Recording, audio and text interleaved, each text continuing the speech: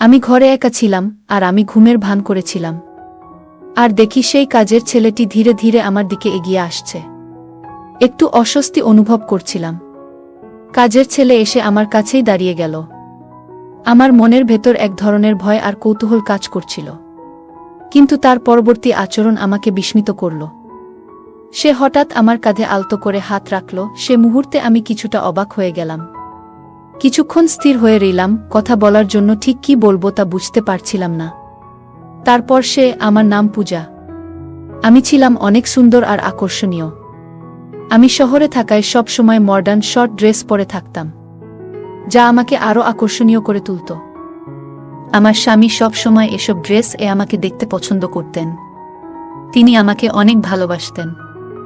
বন্ধুরা, রেডি হয়ে যাও, আজকের গল্পটা অনেক বেশি স্পেশাল, কেউ মিস করো না। আর গল্পগুলো ভালো লাগলে ভিডিওটি লাইক, শেয়ার এবং চ্যানেলটি সাবস্ক্রাইব করো প্লিজ। আমার বিয়ে যে পরিবারে হয়েছে সেখানে আমার স্বামী ছাড়া আর কেউ ছিল না। আমার স্বামী তার বাবা মায়ের একমাত্র সন্তান ছিলেন। তার বাবা মা খুবই ধনী ছিলেন, কিন্তু এক দুর্ঘটনায় তারা দুজনেই মারা যান। এরপর সমস্ত সম্পত্তি আমার স্বামীর নামে হয়ে যায়। আমার স্বামী তখন সম্পূর্ণ একা এবং অগাধ সম্পত্তির মালিক ছিলেন। আমাদের বাড়িতে সবকিছুই ছিল, কিন্তু একটাই জিনিসের অভাব ছিল, সন্তান। আমার স্বামী ব্যবসার কাজে খুব ব্যস্ত থাকায় এই বিষয়ে কখনো ভাবেননি। কাজের কারণে তিনি প্রায় বিদেশে থাকতেন। আমি বাড়িতে এক রানীর মতো থাকতাম। বাড়ির সব কাজের জন্য কর্মচারী ছিল, তাই আমাকে কিছুই করতে হতো না। দৈনন্দিন রুটিনের মতোই আমার স্বামী আমাকে জানালেন যে তিনি ব্যবসার কাজে বিদেশে যাচ্ছেন। তিনি বললেন, আজ রাতেই আমার ফ্লাইট, তুমি নিজের যত্ন নিও। সেই রাতেই আমার স্বামী বিদেশের উদ্দেশ্যে রওনা দিলেন। আমি রাতটি বেশ শান্তিতে কাটালাম। সকালে ঘুম ভেঙে আমি ঘরের বাইরে তাকিয়ে দেখি আমার 16 বছর বয়সী বাড়ির কাজের ছেলে রান্নাঘরে নাশতা বানাচ্ছে। যদিও তার বয়স 16, তবে তাকে বড়দের মতো দেখাচ্ছিল। সে দেখতেও অনেক সুন্দর ছিল। খুব মনোযোগ সহকারে সে তার কাজ করছিল। কাজ শেষ করেই সে নিজের ঘরে চলে যেত। তবে আমার মনের এক কোণে তার প্রতি একটা অদ্ভুত আকর্ষণ তৈরি হচ্ছিল। আমি একজন আধুনিক এবং রূপসী নারী ছিলাম। বেশিরভাগ সময় আমি একাকী থাকতাম, যা আমার জন্য অনেক কষ্টের ছিল। আমার পোশাকগুলোও বেশ আধুনিক ছিল। অন্য কেউ হলে এতদিনে হয়তো আমার প্রতি আকৃষ্ট হয়ে পড়ত। আমি সব সময় ছোট পোশাক পরতে ভালোবাসতাম, কিন্তু আমার এই কাজের ছেলে কখনো আমার দিকে সেভাবে তাকাতই না, যা আমাকে কিছুটা অস্থির করে তুলেছিল। তখনও আমি ছোট পোশাক পরেই ছিলাম, আর পোশাক পাল্টানোর প্রয়োজনও মনে করিনি। সেই অবস্থাতেই রান্নাঘরে গিয়ে পৌঁছালাম। আমি তাকে নিজের দিকে আকৃষ্ট করার চেষ্টা করলেও সে প্রতিবারই আমাকে উপেক্ষা করত। রান্নাঘরে তখন শুধু আমরা দুজনই ছিলাম, আর বাড়িতেও সারাদিন আমরা একাই থাকতাম। কিছুদিন এভাবে কাটতেই আমার মধ্যে তার প্রতি একটা বিশেষ আকর্ষণ তৈরি হতে লাগল। তবে সে যেন এমন এক অদ্ভুত মনের মানুষ ছিল যে আমার মতো সুন্দরী একজন নারীকে একা পেয়েও তেমনভাবে আকৃষ্ট হচ্ছিল না। যতই চেষ্টা করতাম ততবারই ব্যর্থ হতাম। আজও আমি ইচ্ছা করে বিশেষ ধরনের পোশাক পরে তার সামনে এলাম এবং বললাম, আমার জন্য নাশতা তৈরি করে দাও তো, একটু তাড়াতাড়ি। সে একবার তাকিয়ে চোখ নামিয়ে নিল এবং বলল, আমি আপনাকেই নাশতা বানিয়ে দিচ্ছি ম্যাডাম। তার এমন সরলতা যেন আমাকে আরও বিভ্রান্ত করে তুলল। হঠাৎ আমার মনে হলো, যখনই আমি তার সামনে যাই সে সবসময় কোনো না কোনো কাজে ব্যস্ত থাকে, তাই সে হয়তো চোখ এড়িয়ে যায়। মনে হলো তাকে ফাঁকা সময়ের সামনে পাওয়া দরকার। মাথায় একটু চিন্তা এলো।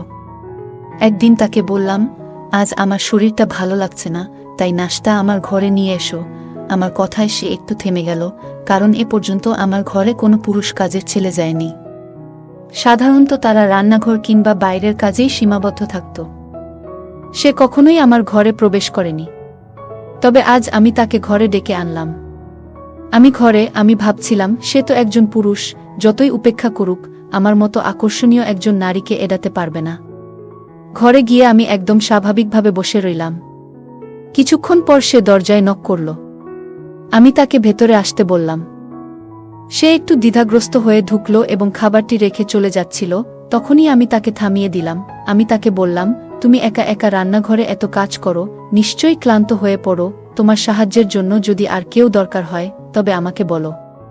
কথা বলার একটা অজুহাত খুঁজছিলাম, যেন সে আমার দিকে কিছুটা আকৃষ্ট হয়। কিন্তু সে মাথা নিচু করে দাঁড়িয়ে থেকে বলল, না ম্যাডাম, আমার কোনো সমস্যা নেই। আগে বড় এক পরিবারে কাজ করেছি, যেখানে অনেকের জন্য খাবার বানাতে হতো। এখানে তো দুইজনের জন্যই করতে হয়, তাই আমার জন্য কাজ সহজ। এরপর আমি বললাম, একটা বিষয় আমাকে খুব ভাবায়। তুমি কি আমার একান্ত কথা শুনবে? সে কিছুটা বিস্মিত হয়ে আমার দিকে তাকালো। আমি বললাম, আমার স্বামী আমাকে সবসময় স্বাধীনতা দিয়েছেন, কিন্তু এই স্বাধীনতার অর্থ এতটা স্বাধীন ভাবিনি যে আমাকে বাড়ির যুবক কাজের লোকদের মাঝে একা রেখে তিনি চলে যাবেন। আমি বললাম, আমার স্বামী তোমার উপর এত বিশ্বাস করেন কেন? তোমার মধ্যে এমন কি আছে? আমার প্রশ্ন শুনে সে কিছুক্ষণ চুপ থাকল। তারপর বলল, এটা তো আপনার স্বামীই বলতে পারবেন। আমার কাজ এই বাড়ির দায়িত্ব পালন করা, আর সেটা আমি যথাযথভাবে করছি। যদি কোনো অভিযোগ থাকে তাহলে আপনি তাকে জানাতে পারেন। সে চলে যাওয়ার চেষ্টা করছিল, তখনই আমি বললাম, আমার তোমার উপর বেশ কিছু অভিযোগ আছে। আমার কথায় সে একটু অস্থির হয়ে গেল, কারণ আমার সুরে কিছুটা কড়া ভাব ছিল। সে ভেবেছিল আমি হয়তো তার কাজ নিয়ে অসন্তুষ্ট, আসলে আমার মনোভাব অন্যরকম ছিল। সে চিন্তিত হয়ে বলল, আপনার কি অভিযোগ আছে আমার বিরুদ্ধে? আমি তো সবসময় চেষ্টা করি যাতে আপনাকে কোনো অসুবিধা না হয়। আমি বললাম, এই বাড়িতে রাতে একা থাকলে আমার একটু ভয় লাগে। আমি চাই আমার সঙ্গে একটি সাহায্যকারী থাকুক, কারণ বাড়ির সবাই কাজ শেষে কোয়ার্টারে চলে যায়। আমার কথা শুনে সে কিছুটা বিস্মিত হল। আমি ইচ্ছা করেই তাকে কিছুক্ষণ আমার ঘরে রাখতে চেয়েছিলাম, মনে মনে নিশ্চিত ছিলাম যে সে আমার দিকে বেশিক্ষণ তাকিয়ে থাকতে পারবে না। আমার সামনে খাবার ছিল, তবে তখন আমার মন সেই নতুন কাজের ছেলেটির দিকে চলে গিয়েছিল, যার বয়স মাত্র 16। আমাদের কথোপকথন চলছিল এবং হঠাৎ খেয়াল করলাম, তার দিকে তাকিয়ে থাকতে থাকতে আমার দৃষ্টি একসময় তার দিকে নেমে এলো। আমি একটু থমকে গেলাম। আমার এমনভাবে তাকানো দেখে ছেলেটি একটু অস্বস্তিতে পড়ল এবং কৌতূহলী চোখে তাকিয়ে বলল, ম্যাডাম, এসব বিষয়ে আপনার স্বামীর সঙ্গে শেয়ার করুন। এরপর সে দ্রুত ঘর থেকে বেরিয়ে গেল, আর আমি চুপচাপ বসে ভাবতে লাগলাম, যাকে এতদিন শুধু কাজের ছেলে ভেবেছিলাম, সে যেন সম্পূর্ণ আলাদা এক ব্যক্তিত্ব। এই চিন্তা আমার মাথায় ঘুরতেই থাকল। এরপর আমি নীরবে তাকে লক্ষ্য করতে শুরু করলাম। পরদিনও আমি তাকে আমার ঘরে আসতে বলার চেষ্টা করলাম, কিন্তু সে সোজাসাপটা বলে দিল, আমি বাজারে যাচ্ছি, তাই নাশতা বাইরে করে নিন। তার কথায় আমি অবাক হয়ে গেলাম। কেন যেন তাকে নিয়ে আর কোনো আদেশ দিতে পারছিলাম না। মাঝে মাঝে সে আমাকে লুকিয়ে দেখত। একদিন দুপুরে ঘুম থেকে উঠে মনে হলো তার জীবনটা কেমন তা জানার ইচ্ছে হলো। তাই আমি কোয়ার্টারের দিকে পা বাড়ালাম, কারণ সে কোয়ার্টারে থাকে। যেন দেখার চেষ্টা করি তার জীবনযাত্রা কেমন।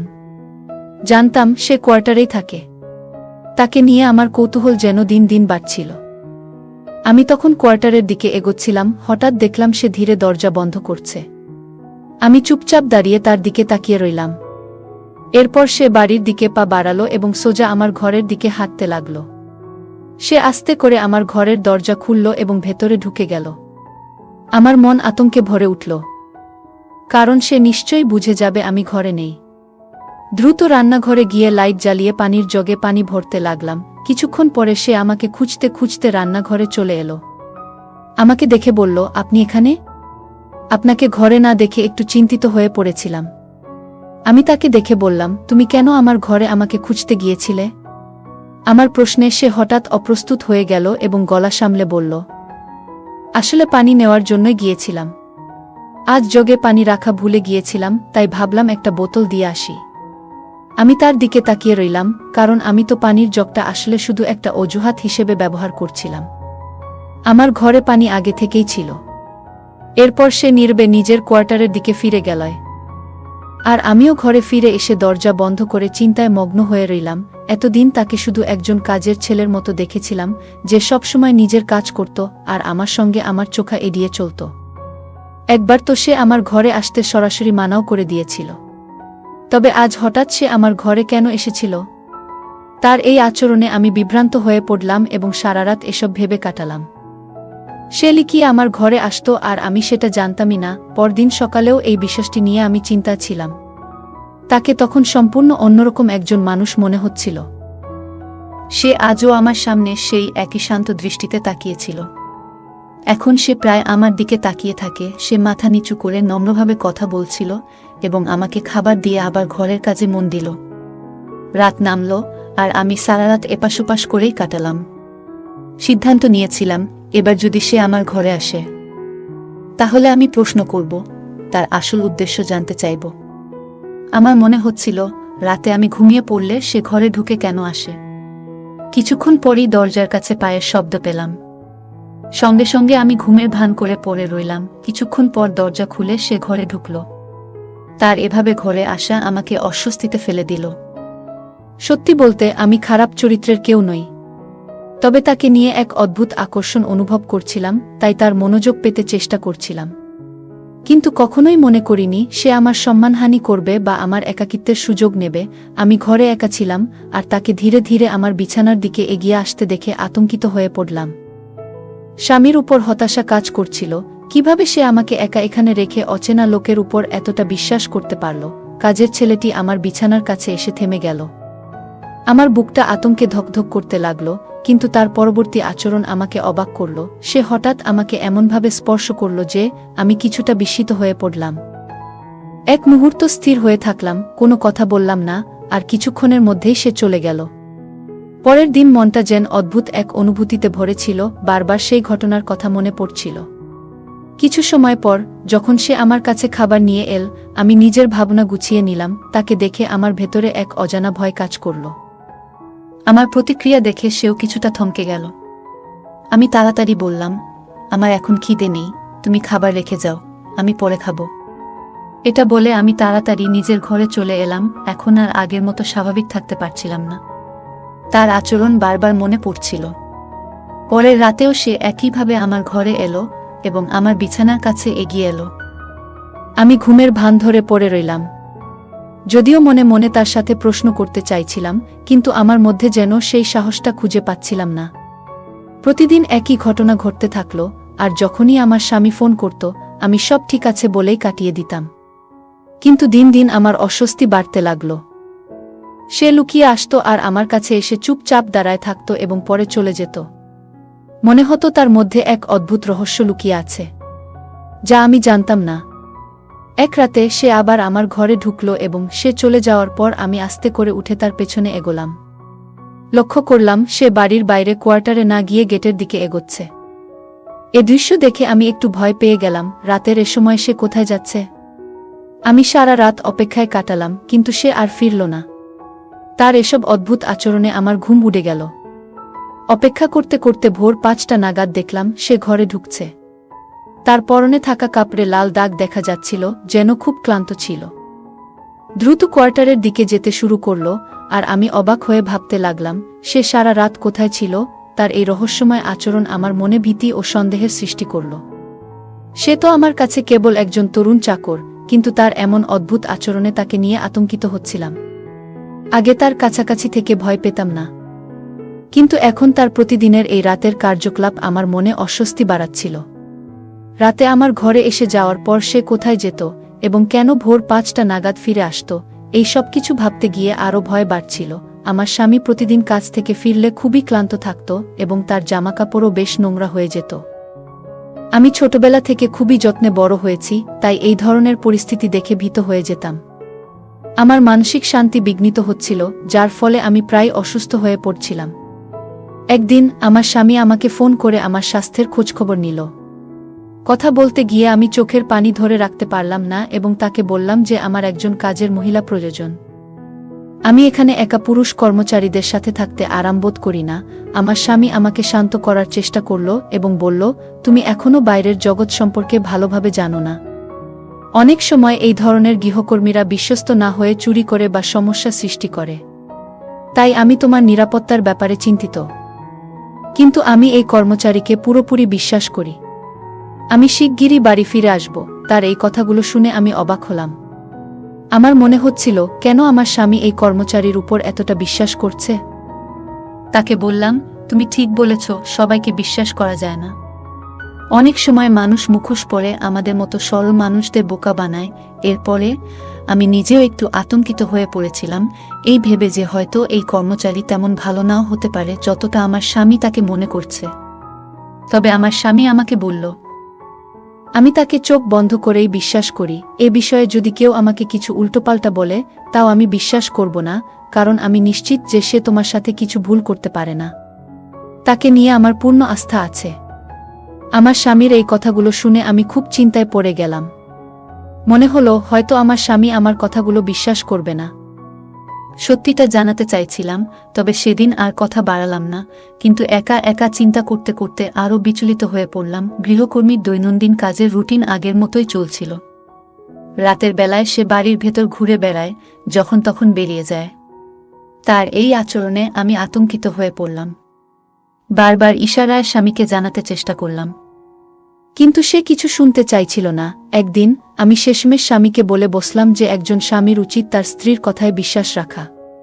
আমি জানি এই কর্মচারী আসলে যেমন দেখায় তেমন নয়, এবং সে মাঝে মাঝে বেশ অদ্ভুত আচরণ করে। আমার কথা শুনে স্বামী অবাক হয়ে বলল, কেন, সে এমন কি করে যা তোমাকে ভীত করে তুলছে? আমি তো তোমার কথা কিছুই বুঝতে পারছি না।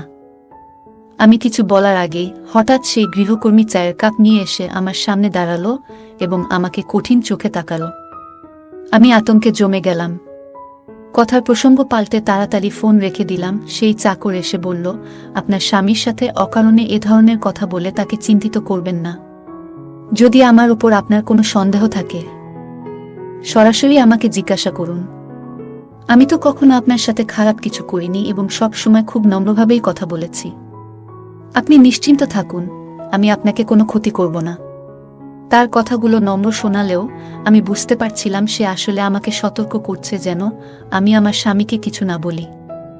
আমি চুপ করে থাকলাম। তার দৃষ্টি নিজের থেকে সরাতে বললাম, না, তোমার উপর সন্দেহ নেই, তবে একাকিত্ব ও ভয় আমায় কাবু করে ফেলছে। আমি একা থাকতে পারছি না, তাই চাইছি যেন একজন মহিলা সহকারী আমার সাথে থাকে। সে আমাকে এক ধরনের ভাবলেশহীন চোখে কিছুক্ষণ দেখে নিয়ে বলল, আপনি চিন্তা করবেন না, এখন থেকে আপনার আর ভয় লাগবে না। আমি নীরবে মাথা নাড়লাম, কিন্তু মনে মনে সিদ্ধান্ত নিলাম যে আমার স্বামীকে সব বলতেই হবে। এরপর থেকে গৃহকর্মী যেন আমাকে নজরে রাখার কাজ শুরু করল। আগে কাজ শেষ করেই কোয়ার্টারে চলে যেত, কিন্তু এখন সে সারাদিন বাড়ির আশেপাশে ঘোরাঘুরি করত এবং প্রায়ই আমার ঘরের দিকে উকি দিত। তার এই অদ্ভুত আচরণে আমি ভয় পেতে শুরু করলাম। আমার মনের অবস্থা ক্রমেই খারাপ হয়ে উঠছিল। অসহায়ত্ব যেন চরমে পৌঁছে গিয়েছিল। না পারছিলাম আমার স্বামীকে কিছু বলতে, না পারছিলাম এই গৃহকর্মীর থেকে মুক্তি পেতে। আমার মনে হচ্ছিল সে যেন আমাকে নিজের নিয়ন্ত্রণে নিয়ে ফেলেছে। ঠিক সেই সময় আমার স্বামী আমাকে জানালেন যে তিনি বাড়ি ফিরছেন। এই খবর শুনে আমার মুখে আনন্দের ছোঁয়া এলো। আমি অপেক্ষা করতে লাগলাম যেন সামনে বসে তাকে সব কিছু জানাতে পারি। কিছুদিন পর আমার স্বামী বাড়ি ফিরে এলেন। কাজের ছেলে আবার আগের রুটিনে ফিরে গেল, কাজ শেষ করেই বাইরে চলে যাচ্ছিল। আমি তখন স্বামীর সাথে একান্তে সময় কাটাচ্ছিলাম। আমার অবস্থা দেখে স্বামী অবাক হয়ে বললেন, তুমি এত দুর্বল হয়ে পড়েছ কেন? বাড়ির সব ব্যবস্থাই তো রয়েছে, আর এই গৃহকর্মীও তো বলেছে যে সে তোমার বেশ খেয়াল রেখেছে। আমি তার উপর বিশ্বাস করি, সে নিশ্চয়ই ঠিকমতো খেয়াল রেখেছে। তবে কি এমন কি ঘটেছে যা তোমাকে এমন দুর্বল করে দিয়েছে? তার কথা শুনে আমি চুপচাপ তাকিয়ে রইলাম। তখনও তিনি গৃহকর্মীকে একজন ভালো কর্মচারী হিসেবেই দেখছিলেন। আমি বললাম, আমার সমস্যার কারণ এই চাকর। আমি তার সাথে স্বস্তি পাচ্ছি না। আমি চেয়েছিলাম যেন কোনোভাবে আমার স্বামী তাকে দূরে রাখে। প্রতিদিন সে আমার ঘরে আসত, আর আমি চাইলেও কিছু করতে পারছিলাম না। আমি জানতাম সে বুঝে গেছে যে আমি তার উদ্দেশ্য সম্পর্কে সচেতন। আমার কথা শুনে স্বামী গভীরভাবে চিন্তায় পড়লেন এবং বললেন, আমাকে ক্ষমা করো। আমি জানতাম না যে সে এমন হতে পারে। অন্ধবিশ্বাস করেছিলাম। তার চোখে অবিশ্বাসের ছাপ ছিল, তবে আমি তাকে বোঝাতে সক্ষম হলাম যে এটাই সত্য। সে আমার স্বামীকে এতটাই মানসিক কষ্ট দিয়েছিল যে একদিন তার শরীর খারাপ হয়ে যায় এবং তাকে হাসপাতালে নিয়ে যেতে হয়। আমি খুবই উদ্বিগ্ন হয়ে পড়লাম, যদি স্বামীর কিছু হয়ে যেত, তবে আমি নিজে বাঁচতে পারতাম না। আমার স্বামীর জন্য চোখের পানি ফেলছিলাম, তখনই হঠাৎ সেই চাকর এসে বলল, আপনি কি এমন কিছু বলেছেন যা তার এ অবস্থার কারণ হয়েছে? আমি অবাক হয়ে বললাম, তিনি আমার স্বামী, আমি যখন ইচ্ছা তার সাথে কথা বলতে পারি। সে আমার কথা শুনে চলে গেল। 10 দিন পর আমার স্বামী সুস্থ হয়ে বাড়ি ফিরলেন। আমি চুপচাপ ছিলাম এবং তাকে বললাম, আমি আসলে কোনো গোপনীয় কিছু বলিনি। বাড়িতে কিছুই ঘটেনি, শুধু চাইছি তুমি আমার পাশে থাকো। আমি তাকে বোঝানোর চেষ্টা করলাম, কিন্তু তিনি বললেন, তুমি এভাবে কথার প্রসঙ্গ বদলাচ্ছ কেন? আমি নিশ্চয়ই সেই গৃহকর্মীকে জিজ্ঞেস করব এবং তাকে বাড়ি থেকে বের করে দেব। আমি বিশ্বাস করতে পারছি না, এতদিন তাকে ভরসা করে এসেছি, অথচ সে আমাদের এমনভাবে ঠকিয়েছে। স্বামীর কথায় আমি অস্বস্তিতে পড়লাম। তিনি মানসিক চাপে ছিলেন এবং দৃঢ় সিদ্ধান্ত নিয়েছিলেন গৃহকর্মীর সাথে কথা বলার। কিন্তু আমি ভীত ছিলাম, কারণ মনে হচ্ছিল, যদি আমার স্বামী গৃহকর্মীর সাথে কথা বলেন, তবে সে হয়তো তাকে আরও বিপদে ফেলবে। আমি ভেবেছিলাম আমার স্বামীকে গৃহকর্মীর কাছ থেকে বিপদে পড়তে দিই না। তাকে এ বিষয়ে বোঝানোর অনেক চেষ্টা করলাম, কিন্তু তিনি একবারও শুনলেন না। একদিন স্বামী আমাকে শপিংয়ে পাঠালেন, আর আমি চিন্তায় পড়ে গেলাম, এতক্ষণে তিনি হয়তো চাকরটির সাথে একাই কথা বলছেন। মনের অস্থিরতায় শপিং বাদ দিয়ে তৎক্ষণাৎ বাড়ি ফিরলাম। ঠিক যেমন ভাবছিলাম, স্বামীর ঘর থেকে তর্কাতর্কির আওয়াজ শোনা যাচ্ছিল। আমার স্বামী খুব রেগে গিয়ে গৃহকর্মীকে কিছু বলছিলেন। তার কথায় আমি হতবাক হয়ে গেলাম। আমার স্বামী বলছিলেন, আমি তো বলেছিলাম সেই তাবিজটা সতর্কতার সাথে আমার স্ত্রীর উপর থেকে সরিয়ে বাইরে গিয়ে মাটিতে পুঁতে রাখতে। আমি এটি সন্তান লাভের জন্য সংগ্রহ করেছি। আসলে সে অসুস্থ, আর তাই তাকে জানাতে চাইনি। গোপনে তোমাকে দিয়ে এই কাজটি করাতে চেয়েছিলাম, কিন্তু হয়তো সে কিছু সন্দেহ করেছে। এ কথা শুনে আমি কান্নাজড়িত অবস্থায় ঘরে ঢুকলাম। এতদিন ধরে স্বামী আমাকে বলেছিলেন যে তার নিজেরই শারীরিক অসুস্থতা আছে, তাই সন্তান হচ্ছে না। কিন্তু আসল সত্যি ছিল, অসুস্থ ছিলাম আমি। আমার অসুখ এমন যে চিকিৎসার পাশাপাশি বিশেষ পদ্ধতির দরকার। এজন্যই তিনি আমার অসুখের কথা গোপন রেখেছিলেন, যাতে আমি মানসিকভাবে ভেঙে না পড়ি। আমার স্বামী আমাকে অনেক ভালোবাসতেন। আমার স্বামী কখনোই আমাকে মানসিকভাবে ভেঙে পড়তে দেননি। প্রতিদিন গৃহকর্মীটি সেই তাবিজটি আমার শরীরের উপর দিয়ে নিয়ে বাইরে ফেলে আসত, যেন আমার অসুস্থতা দূর হয়। এই সত্যি জেনে আমি লজ্জায় মাথা নিচু করে কাজের সেই ছেলের কাছে ক্ষমা চাইলাম। এরপর আমি ডাক্তারের পরামর্শে চিকিৎসা করালাম, এবং কয়েক বছর পর আমার মা হওয়ার সুসংবাদ এলো। এখন আমি ও আমার স্বামী, আমাদের সেই বিশ্বস্ত কাজের লোক, একসাথে সুখে শান্তিতে জীবন কাটাচ্ছি। বন্ধুরা, যদি এই গল্পটি ভালো লেগে থাকে, তাহলে দয়া করে ভিডিওটি লাইক করুন এবং আমাদের চ্যানেলটি সাবস্ক্রাইব করুন। পাশে থাকা বেল আইকনটি প্রেস করুন, যাতে করে আমরা যখনই নতুন ভিডিও আপলোড করি, তার নোটিফিকেশন সবার আগে আপনার কাছে পৌঁছে যায়। ধন্যবাদ, দেখা হবে আমাদের পরবর্তী ভিডিওতে।